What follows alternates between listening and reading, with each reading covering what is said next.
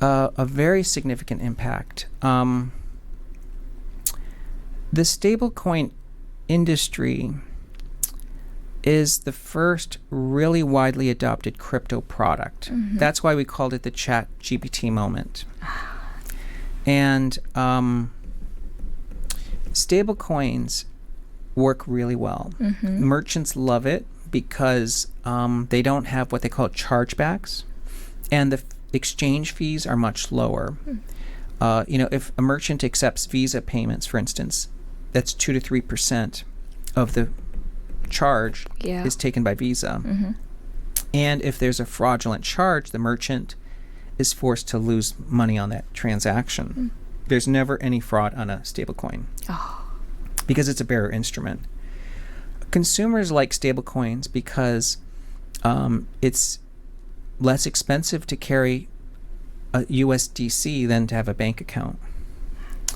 And then the stablecoin issuer makes money on a stablecoin. Stablecoins also are big owners of U.S. Treasuries. In fact, collectively, they're the 12th largest holder of U.S. Treasuries. So it's a very good model for the United States. And I think banks have looked at stablecoins initially as, they didn't really like the product, but now that they've seen the adoption, they've become interested in issuing their own stablecoins. So I'm keen on knowing, how will the competition unfold between the non-bank stablecoin users like Circle, Tether, and PayPal, and the traditional financial sector? How will they compete? Oh, well, they're definitely going to compete. Stablecoins, I think, have the primary distinction today is really U.S.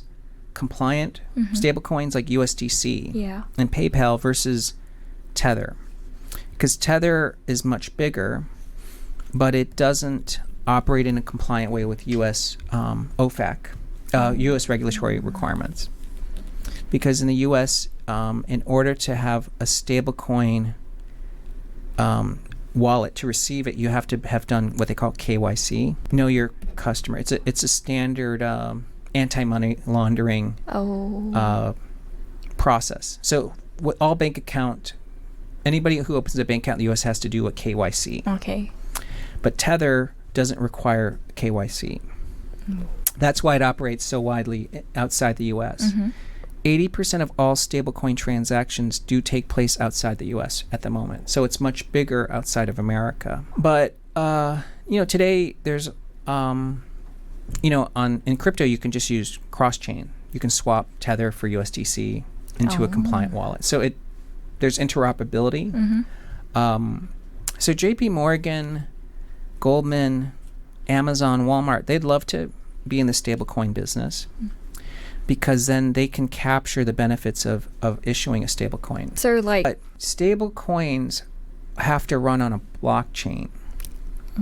Right? So Tether, USDT, and USDC, they operate on top of an existing blockchain.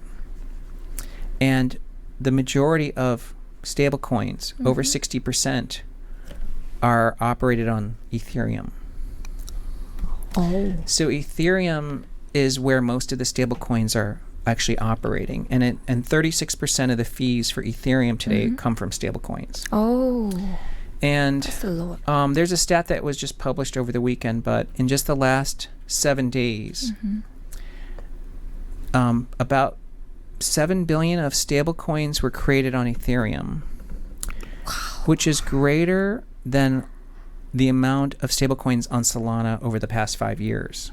So more stablecoins creations are taking place on Ethereum. So I'd say if you're betting on stablecoins, you should bet on Ethereum. Yeah, it's like betting on Ethereum. Just tokenizing the dollar.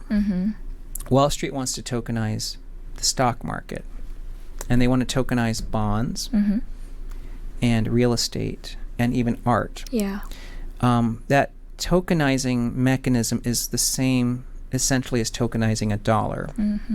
So that's where Wall Street is, again, doing most of that work on Ethereum.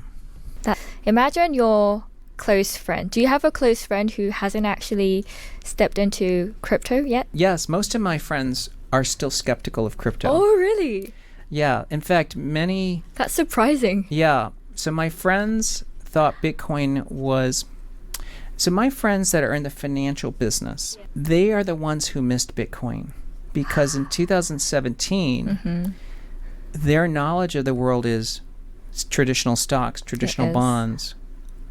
They didn't think crypto made any sense at all. So they were very skeptical of Bitcoin. And in fact, many ridiculed my views about it.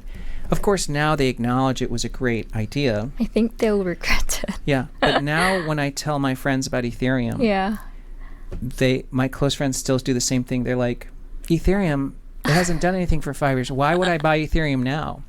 So my closest friends are still very skeptical.